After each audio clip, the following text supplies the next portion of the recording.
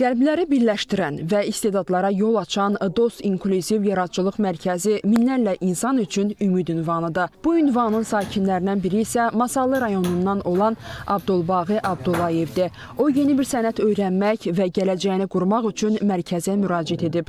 Bədii oyma kursuna gəlmişəm.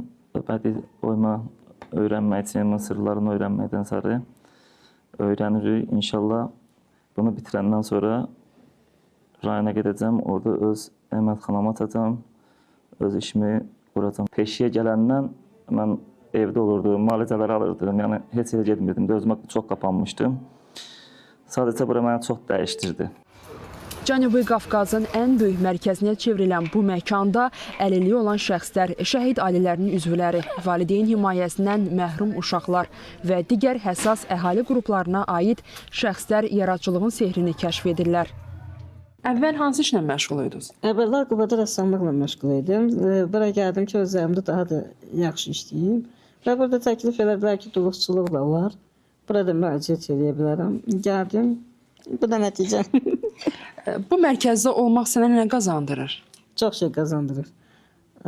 Belə deyim, gəlmiş açmaq bunu bacarmırdım.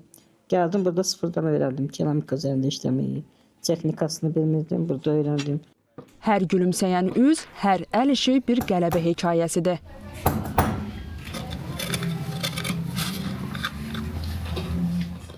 Yaşlı autizm spektrli bir yeniyetmə belə bir dekorativ ev hazırlayıb. Əslində bu evin çox maraqlı bir hekayəsi var.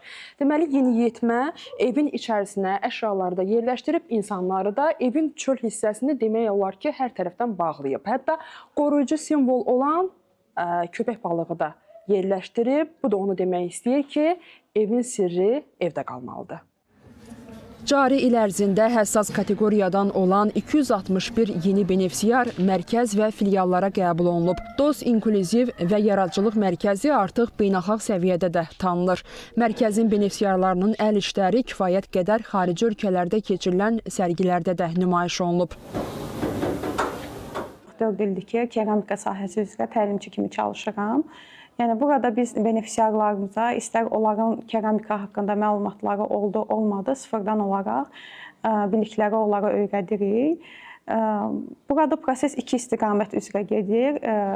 Modelləşdirmə üzrə və hazır qabların üzərində də ola bilər, özlərinin hazırladığı qabların üzərində də kompozisiya qurub onları rəngləməyi də öyrədirik.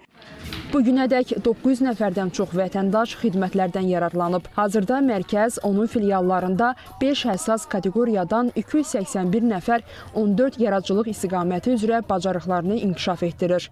Bizim satış portalı artıq hazırlanıb, indi hazırda pilot layihəsi kimi həyata keçiriləcək və bu həmçinin də burada olan bizim mərkəzin əlilliyi olan şəxslərin üçün və ümumiyyətlə həssas kateqoriyadan olan bizim benefisiarları üçün bu bir maliyyə dəstəyidir və sosial refahın yaxşılaşdırması üçün biz belə bir imkanlar yaradırıq ki, onlar öz əl işlərini bizim satış portalı vasitəsilə artıq həyata keçirsinlər.